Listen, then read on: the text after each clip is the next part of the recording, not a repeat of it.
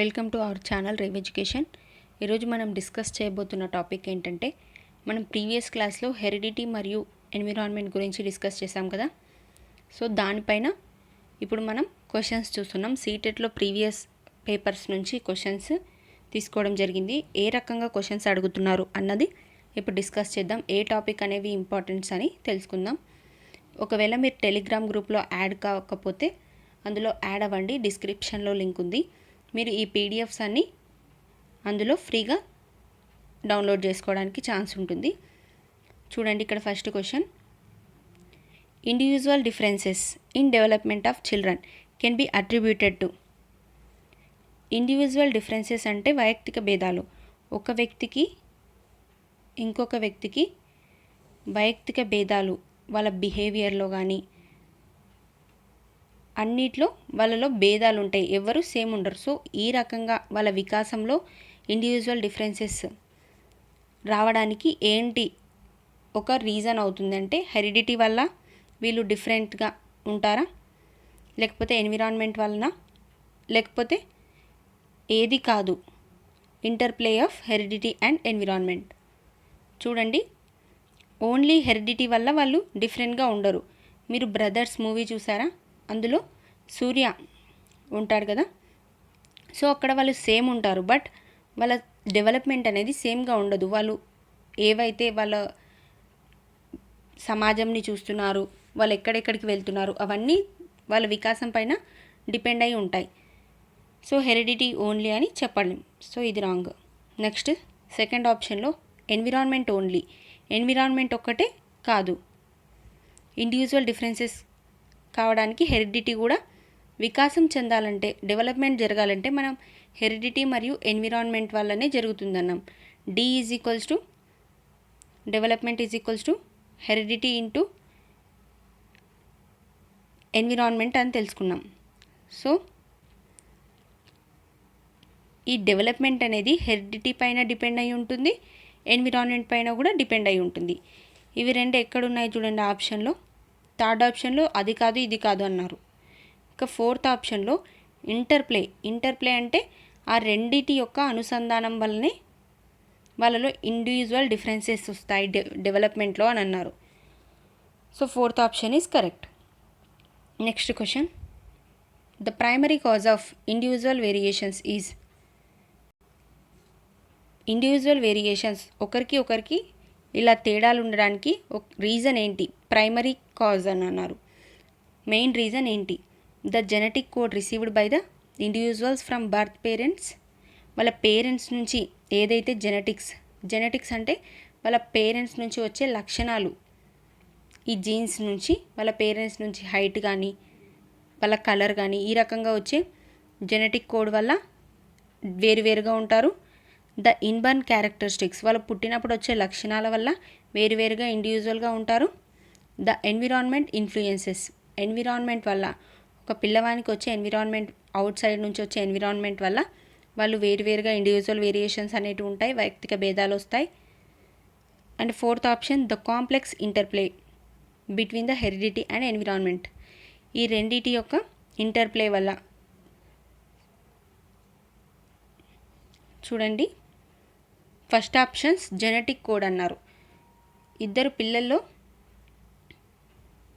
ఇందాక మనం డిస్కస్ చేసాం కదా, సేమ్ ట్విన్స్ అలా ఉన్న పిల్లల్లో జెనెటిక్ కోడ్ సిమిలర్గానే ఉంటుంది. అంటే వాళ్ళలో ఇండివిజువల్ డిఫరెన్సెస్ ఉంటాయి, కానీ ఇండివిజువల్ డిఫరెన్సెస్ రావడానికి జెనెటిక్ కోడ్ మాత్రమే ఒక బేస్ అవుతుందా అంటే కాదు. మనం డెవలప్మెంట్ జరగాలంటే ఇందాక అనుకున్నట్లు, సో హెరిడిటీ ఇంటూ ఎన్విరాన్మెంట్ రెండు ఇంపార్టెంట్. సో ఇక్కడ ఇన్బర్న్ క్యారెక్టరిస్టిక్స్ అంటే కూడా హెరిడిటీ కిందకే వస్తుంది, ఇక్కడ కూడా హెరిడిటీ కిందకే వస్తుంది. ఈ ఎన్విరాన్మెంట్ ఇన్ఫ్లుయెన్స్ అంటే ఎన్విరాన్మెంట్ మాత్రమే వస్తుంది. సో ఫోర్త్ ఆప్షన్ చూడండి, complex interplay between the heredity and the environment. ఇక్కడ ఓన్లీ ఎన్విరాన్మెంట్ ఉంది, ఇక్కడ హెరిడిటీ ఉంది, ఇక్కడ కూడా హెరిడిటీ ఉంది.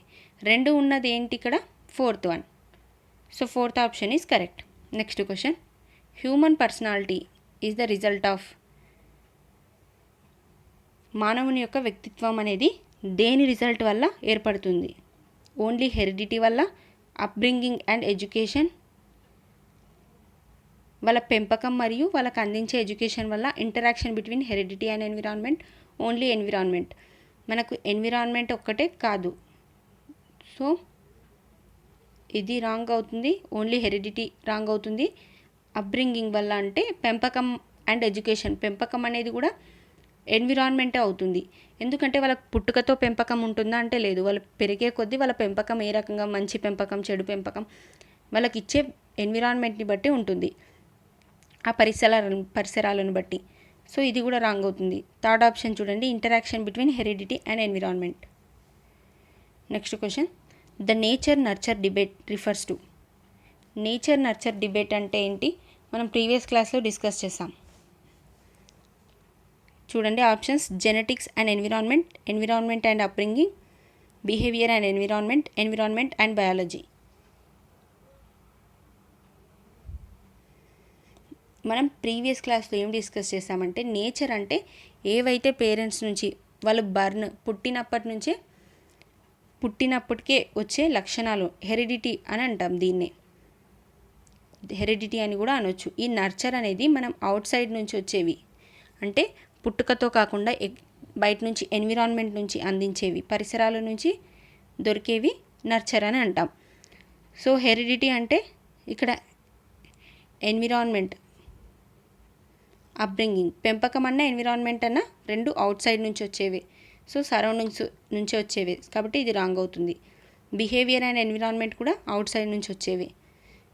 ఇక్కడ చూడండి, ఎన్విరాన్మెంట్ అండ్ బయాలజీ, ఇక్కడ కూడా ఎన్విరాన్మెంట్ ఉంది, ఇక్కడ కూడా ఎన్విరాన్మెంట్ ఉంది. కానీ నేచర్ అంటే ఏంటి? హెరిడిటీ. హెరిడిటీ అంటే మనం జెనెటిక్స్ అని చెప్పొచ్చు దాన్ని. కాబట్టి ఫస్ట్ ఆప్షన్ అనేది కరెక్ట్ అవుతుంది. ఈ నర్చర్ అంటే environment. Next question, what is meant by nature in nature nurture controversy. Nature అంటే ఏమని తెలుసుకున్నాం మనం ఇందాక? హెరిడిటీ లేదా జెనెటిక్స్ అని తెలుసుకున్నాం. ఇక్కడ చూడండి, టెంపరమెంట్ ఆఫ్ ఎన్ ఇండివిజువల్, ఒక ఇండివిజువల్ ఒక వ్యక్తి యొక్క వాళ్ళ కోరిక కానీ వాళ్ళ స్వభావం కానీ అంటామా నేచర్ అంటే? Biological givens are the heredity information, వాళ్ళకు బయాలజికల్గా అంటే పుట్టుకతో వచ్చేవా, or heredity information, complex forces of the physical and social world. ఈ ఫోర్సెస్ ఏవైతే బయట నుంచి వస్తున్నాయో, ఫిజికల్ వరల్డ్ నుంచి అంటే పుట్టుకతో కాకుండా వరల్డ్ బయట నుంచి వస్తున్నాయో వాటిని నేచర్ అంటామా? ద ఎన్విరాన్మెంట్ అరౌండ్ అస్, ఈ చుట్టూ ఉండే ఎన్విరాన్మెంట్ని నేచర్ అంటామా? నర్చర్ అంటే ఎన్విరాన్మెంట్ అని తెలుసు. సో ఇది రాంగ్ అవుతుంది. ఇక్కడ బయట నుంచి వచ్చే ఫోర్సెస్ అంటే కూడా ఎన్విరాన్మెంటే కదా, సరౌండింగ్స్ కూడా. సోషల్ వరల్డ్ అన్నప్పుడు బయట నుంచి వచ్చే సొసైటీ నుంచే కదా. సో ఇంకా ఫస్ట్ ఆప్షన్ చూడండి, టెంపరమెంట్ ఆఫ్ ఎన్ ఇండివిజువల్, వాళ్ళ స్వభావం అనేది అవుతుందా నేచర్ అంటే? కాదు. బయాలజికల్ గివెన్ అండ్ హెరిడిటీ అని మనం తెలుసుకున్నాం, కాబట్టి second option correct. Next question, which of the following statements is true? Genetic makeup impacts responsiveness of an individual to qualities of the environment. ఈ జెనెటిక్ మేకప్ అనేది వాళ్ళు ఏ రకంగా రెస్పాన్స్ అవుతున్నారు అనేది, ఒక వ్యక్తి ఏ విధంగా రెస్పాన్స్ అవుతున్నాడు బయట ఎన్విరాన్మెంట్కి అన్నదాన్ని చూసిస్తుందా జెనెటిక్ మేకప్ అనేది? అంటే ఆ రకంగా జెనెటిక్స్ అనేవి యూజ్ అవుతాయి. నెక్స్ట్ చూడండి, adopted children forces same IQ as their adoptive sibling. ఎవరైతే అడాప్ట్ చేసుకున్న పిల్లలు ఉంటారో వాళ్ళు అడాప్ట్ చేసుకున్న సిబ్లింగ్స్ లాగానే సేమ్గా ఉంటారా అంటే ఉండరు. సో వాళ్ళ పేరెంట్స్ ఏ రకంగా ఉంటారో వాళ్ళు కూడా అలాగే ఉంటారు. Experience does not influence brain development. Experience వల్ల బ్రెయిన్లో ఎలాంటి వికాసం జరగదు. Intelligence remains unaffected by the schooling. Intelligence అనేది స్కూలింగ్ వల్ల ఎటువంటి చేంజెస్ రావు.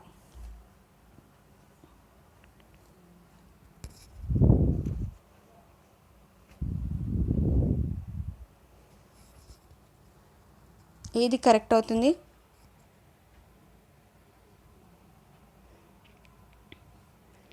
ఇక్కడ చూడండి, ఫస్ట్ ఆప్షన్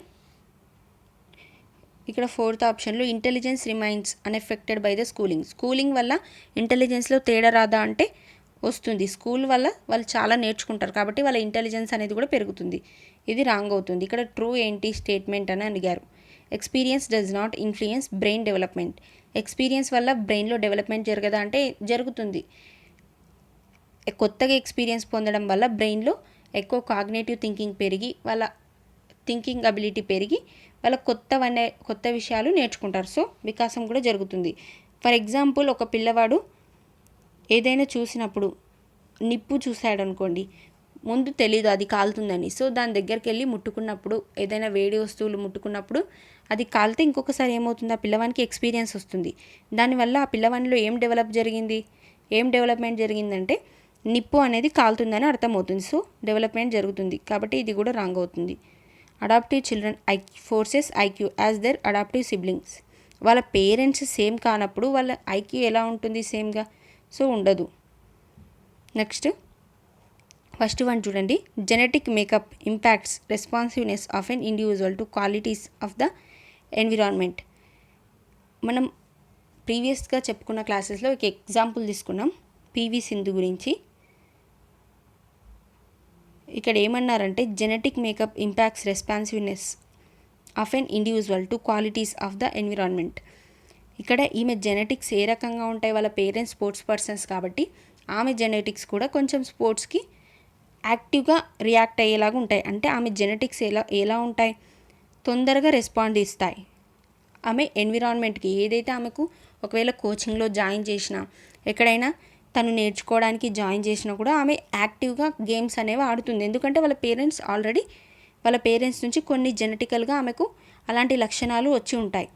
కాబట్టి ఇప్పుడు వేరే వాళ్ళను స్పోర్ట్స్ పర్సన్స్ యొక్క పిల్లలను కంపేర్ చేసినప్పుడు వాళ్ళకి ఇద్దరికి ఒకే రకమైన ఎన్విరాన్మెంట్ కల్పించినప్పుడు ఎవరైతే స్పోర్ట్స్ పర్సన్స్ పిల్లలు ఉంటారో వాళ్ళు ఎక్కువగా ప్రతిభ చూపడానికి ఛాన్సెస్ ఉంటాయి. ఎందుకంటే వాళ్ళ జెనెటిక్స్లోనే కొంచెం ఆ లక్షణాలు అనేవి ఉంటాయి. కాబట్టి ఫస్ట్ ఆప్షన్ అనేది కరెక్ట్ అవుతుంది. Next question. A 6 years old girl shows exceptional sporting ability. Both of her parents are sports persons. Send her for coaching every day and trained her on weekends. Her capabilities are most likely to be the result of an interaction between. ఇక్కడ మనం ఇందాక అనుకున్నదే, వాళ్ళ parents sports persons ఉన్నట్లయితే ఏమవుతుంది, ఆమెకు మంచిగా coaching కూడా ఇప్పించారు రోజు. సో ఆ రకంగా ఆమెకు గుడ్ హెరిడిటీ ఉంది అండ్ గుడ్ ఎన్విరాన్మెంట్ ఉంది. ఇక్కడ చూడండి, ఈ హెరిడిటీ ఎన్విరాన్మెంట్ అనేది ఆమెకు తోడ్పడింది. ఆప్షన్స్ చూడండి. గ్రోత్ అండ్ డెవలప్మెంటా, హెల్త్ అండ్ ట్రైనింగా, హెరిడిటీ అండ్ ఎన్విరాన్మెంటా, డిసిప్లిన్ అండ్ న్యూట్రిషనా. గ్రోత్ డెవలప్మెంట్ ఉన్నంత మాత్రాన జరగదు, వాళ్ళకు ఖచ్చితంగా ఎన్విరాన్మెంట్ కూడా ఉండాలి. హెల్త్ అండ్ ట్రైనింగ్, వాళ్ళకు హెల్త్ ఇచ్చి ట్రైనింగ్ ఇవ్వడం వల్ల మాత్రమే జరుగుతుంది. ఇక్కడ ఈమె గురించి అడుగుతున్నారు, అందరి గురించి కాకుండా. సో ఆమెకు హెల్త్ ఉంది, ట్రైనింగ్ ఉంది, ఇంకా దాంతోపాటు ఇంకేముంది, హెరిడిటీ కూడా ఉంది. కానీ ఇక్కడ ఆప్షన్లో హెరిడిటీ లేదు. థర్డ్ ఆప్షన్ చూడండి. హెరిడిటీ అండ్ ఎన్విరాన్మెంట్, వాళ్ళ పేరెంట్స్ నుంచి ఆమెకు హెరిడిటీగా ఆ లక్షణాలు ఉన్నాయి ఆల్రెడీ. ఇంకా ఎన్విరాన్మెంట్ కూడా అంటే వాళ్ళు రోజు కోచింగ్ ఇప్పించారు కాబట్టి అది ఎన్విరాన్మెంట్గా యూజ్ అవుతుంది. వాళ్ళ పేరెంట్స్ స్పోర్ట్స్ పర్సన్ అవ్వడం హెరిడిటీగా యూజ్ అవుతుంది. డిసిప్లిన్ అండ్ న్యూట్రిషన్, ఈమె డిసిప్లిన్గా ఉందా, ఇక్కడ లేదు. So third option is correct. Next question. One of the identical twin brothers is adopted by a social economically rich family and the other by a poor family after 1 year. Which of the following may be most likely observed about their IQ scores? Twin బ్రదర్స్ని ఏం చేశారంటే adopt చేసుకున్నారు. ఒక twin బ్రదర్ని social economically rich family adopt చేసుకుంది. ఇంకొక బ్రదర్ని ఏం చేసిందంటే పూర్ ఫ్యామిలీ అడాప్ట్ చేసుకుంది. సో ఎవరు ఎక్కువగా డెవలప్మెంట్ వాళ్ళ ఐక్యూస్లో 1 year తర్వాత ఇలా అడాప్ట్ చేసుకున్న 1 year తర్వాత ఈ ట్విన్ బ్రదర్స్ని వేరు ఎన్విరాన్మెంట్స్కి పంపించారు. ఒకరేమో సోషల్ ఎకనామికలీ రిచ్ ఫ్యామిలీ ఎన్విరాన్మెంట్లో ఉన్నారు, ఒకరేమో పూర్ ఫ్యామిలీ ఎన్విరాన్మెంట్లో ఉన్నారు. అంటే ఇక్కడ 2 డిఫరెంట్ ఎన్విరాన్మెంట్స్ అనేవి ఉన్నాయి. 1 ఇయర్ తర్వాత వాళ్ళ ఐక్యూ స్కోర్లో ఏం తేడా వస్తే ఏ రకమైన తేడా మనం గమనిస్తామని ఆప్షన్స్లో అడిగారు. The boy with poor family will score greater than the boy with rich socio economic family. Poor ఫ్యామిలీలో ఉన్న అబ్బాయి ఎక్కువగా స్కోర్ చేస్తారు ఐక్యూ స్కోర్లో. Socio economic level does not effect IQ score. ఈ సోషియో ఎకనామిక్ లెవెల్ వల్ల వాళ్ళ ఐక్యూ స్కోర్ అనేది మారలేదు 1 ఇయర్ తర్వాత. The boy with richest socio economic family will score greater than the boy with poor family. ఈ అబ్బాయి ఎక్కువగా ఐక్యూ స్కోర్ని గెయిన్ చేశాడు, ఎక్కువ ఐక్యూ స్కోర్ కనబరిచారు. Next both of them will score equally. ఇద్దరికి ఈక్వల్గా ఐక్యూ లెవెల్స్ అనేవి ఉంటాయి 1 ఇయర్ తర్వాత. ఇక్కడ చూడండి ఫస్ట్ ఆప్షన్లో the both with poor family, the boy with poor family will score greater than the boy with rich economic family. ఈ అబ్బాయి ఎక్కువ స్కోర్ చేశారని మనం చెప్పలేం. వాళ్ళకి ఎటువంటి ఎన్విరాన్మెంట్ ఇచ్చారు, ఎటువంటి పరిసరాలు కల్పించాడని మనం ఈ క్వశ్చన్లో ఇవ్వలేదు, కాబట్టి ఇది మనం చెప్పడానికి రాదు. ఇంకా థర్డ్ ఆప్షన్ చూడండి, the boy with richest socio economic family కూడా, ఈ బాయ్కి కూడా ఎక్కువగా ఐక్యూ పెరిగిందని మనం చెప్పలేం. ఇంకా బోత్ ఆఫ్ దెమ్ ఈక్వల్గా స్కోర్ అయితే చేయలేరు. ఖచ్చితంగా ఇద్దరు వ్యక్తులలో వ్యక్తిగతంగా భేదాలు ఉంటాయి. సో ఇండివిజువల్ డిఫరెన్సెస్ అనేవి ఖచ్చితంగా ఉంటాయి. Socio economic level does not effect IQ score. వీళ్ళ సోషియో ఎకనామిక్ లెవెల్ అనేది ఈ ఐక్యూ స్కోర్ని పెద్దగా ఎఫెక్ట్ చూపించలేదు. ఎందుకంటే మనం డెవలప్మెంట్ గురించి లాస్ట్ క్లాస్లో చెప్పుకునేటప్పుడు ఇది heredity into environment into time కూడా చెప్పాం. అంటే ఇక్కడ టైం పెద్దగా చేంజ్ అవ్వలేదు. 1 ఇయర్ అంటే అంత చేంజెస్ ఐక్యూ లెవెల్స్లో వచ్చి ఉండవు, కాబట్టి పెద్దగా చేంజెస్ అనేవి ఎఫెక్ట్ కాలేదు. Environment factors. Next question, environment factors do not play any role in shaping an individual since growth of each individual is determined by his genetic makeup. ఇక్కడ ఏమన్నారు, ఎన్విరాన్మెంట్ అనేది అసలు ఏం రోల్ ప్లే చేయదు డెవలప్మెంట్లో, individual గ్రోత్లో, డెవలప్మెంట్లో. Each individual is determined by his genetic makeup. వాళ్ళ genetics మాత్రమే వాళ్ళు గ్రోత్ అవ్వడానికి, వాళ్ళ పెరుగుదలలో కనబడడానికి యూజ్ అవుతుందని అన్నారు. ఇది కరెక్టా? కాదు. ఎన్విరాన్మెంట్ లేకుండా ఈ గ్రోత్ ఒక్కటే రీజన్ కాదు, ఈ జెనెటిక్స్ ఒక్కటే రీజన్ కాదు గ్రోత్ కోసం, కాబట్టి ఇది కరెక్ట్ కాదు. సి ఆప్షన్, డి ఆప్షన్ అనేవి డిలీట్ అయిపోతాయి. ఇంకా ఇది ఇన్కరెక్ట్ అని మనకు తెలుసు. కరెక్ట్ కానప్పుడు since environmental factors contribute little in an individual growth and development. ఇక్కడ ఏమన్నారు, ఎన్విరాన్మెంటల్ ఫ్యాక్టర్స్ అనేవి కొంచెం ఎఫెక్ట్ మాత్రమే చూపిస్తాయి ఈ ఇండివిజువల్ వ్యక్తిగత పెరుగుదల పైన అని అన్నారు. Next option, since there have been several researchers to prove that environment can have a major influence on development. Major influence అనేవి ఎన్విరాన్మెంట్ కూడా చూపిస్తుంది అని రీసెర్చెస్ వల్ల మనకు తెలిసింది అని అన్నారు. ఇక్కడ ఏది కరెక్ట్ అంటే, ఇది కొద్ది మాత్రమే ఇన్ఫ్యాక్ట్ చూపిస్తుందా, ఎఫెక్ట్ చూపిస్తుందా అంటే కాదు. రీసెర్చ్ చేయడం వల్ల ఎన్విరాన్మెంట్ కూడా ఎక్కువగా డెవలప్మెంట్ పైన ప్రభావం చూపిస్తుంది, కాబట్టి బి సెకండ్ ఆప్షన్ అనేది కరెక్ట్ అవుతుంది. Next question, dash plays a significant role in the development of personality.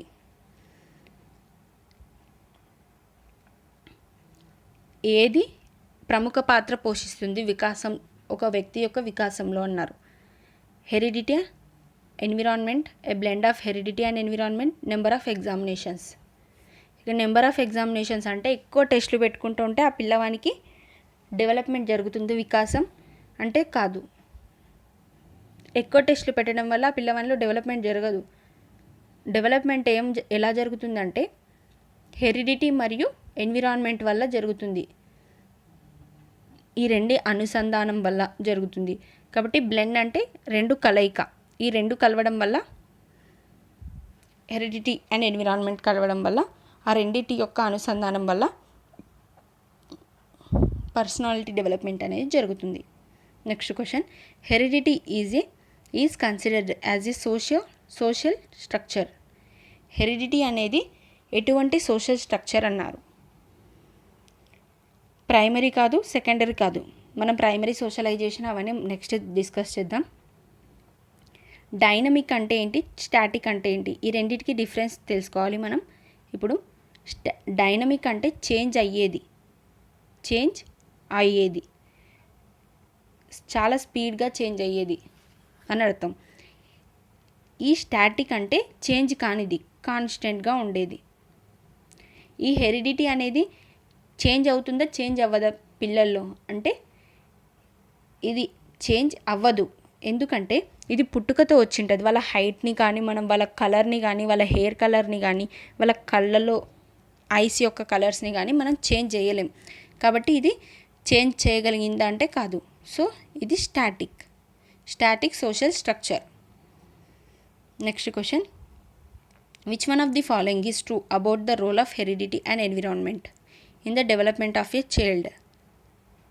మీరు క్వశ్చన్ని చూసి ఇంత పెద్దగా ఉంది అనుకోకండి, ఆన్సర్స్ మాత్రం కొంచెం ట్రిక్కీగా ఉంటాయి, ఈజీగా ఫైండ్ అవుట్ చేయడానికి ఛాన్స్ ఉంటుంది. రోల్, ఈ హెరిడిటీ మరియు ఎన్విరాన్మెంట్ యొక్క పాత్ర గురించి డెవలప్మెంట్లో ఏ స్టేట్మెంట్ కరెక్ట్గా ఉంది ఇందులో కింద ఇచ్చిన వాటిలో అని అన్నారు.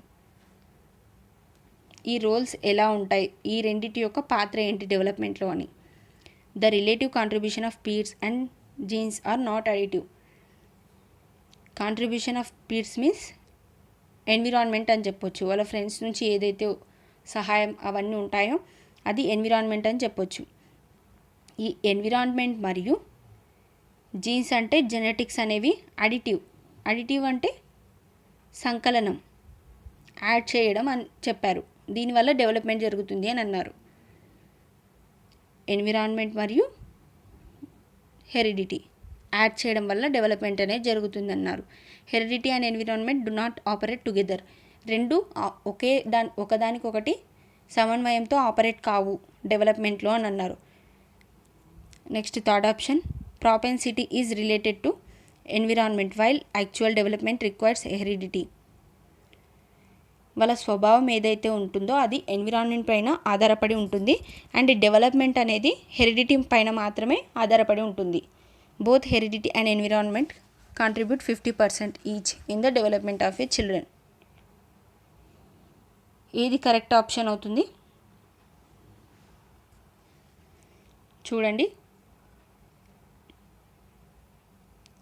ఇక్కడ ఫోర్త్ ఆప్షన్ 50-50 అని మనం చెప్పలేం, కాబట్టి ఇది రాంగే. Propensity is related, development requires heredity. Development కోసం హెరిడిటీ మాత్రమే యూజ్ అవుతుందా అంటే కాదు. ఏమేమి యూజ్ అవుతుంది డెవలప్మెంట్ కోసం? ఎన్విరాన్మెంట్ ఇంటూ హెరిడిటీ అని తెలుసుకున్నాం మనం. అంటే డెవలప్మెంట్ అనేది హెరిడిటీ పైన ఆధారపడి ఉంటుంది, ఎన్విరాన్మెంట్ పైన ఆధారపడి ఉంటుంది. ఇది రాంగ్ అవుతుంది. Heredity and environment do not operate together. ఇవి రెండు కలిసి ఆపరేట్ చేసినప్పుడే, అంటే ఇవి రెండు సమన్వయంతో ఆపరేట్ చేసినప్పుడే డెవలప్మెంట్ జరుగుతుంది. కాబట్టి ఇది కూడా రాంగ్ స్టేట్మెంటే. ఇంకా ఫస్ట్ ఆప్షన్ చూడండి, the relative contribution of peers and genetic genes are not additive అని ఇచ్చారు. నాట్ అడిటివ్ అంటే ఇక్కడ మనకు అడిటివ్ ఉందా అంటే ప్లస్ ఉందా, ఈ రకంగా ఉందా, హెరిడిటీ ప్లస్ ఎన్విరాన్మెంట్ ఉందా అంటే కాదు. కాబట్టి ఇక్కడ ఏంటి, మల్టిప్లికేషన్, ఈ రెండిటి మల్టిప్లికేషనే. అంటే ఈ హెరిడిటీకి ఎన్ని రెట్ల ఎన్విరాన్మెంట్ ఇస్తే అంత డెవలప్మెంట్ జరుగుతుంది. రెట్లు అన్నప్పుడు ఎన్ని టైమ్స్, హెరిడిటీ యొక్క ఎన్ని టైమ్స్ మెరుగైన ఎన్విరాన్మెంట్ ఇస్తే అంత డెవలప్మెంట్ అనేది జరుగుతుంది. సో టైమ్స్ అన్నప్పుడు మనకు మల్టిప్లికేషన్ మార్క్ వస్తుంది, అడిషన్ కాదు. కాబట్టి ఇది correct, not additive. Next question, most body cells contain. Human బాడీలో మనం ప్రీవియస్ క్లాస్లో డిస్కస్ చేసాం, 23 pairs ఆఫ్ క్రోమోజోమ్స్ ఉంటాయి, అంటే 23 జతలు.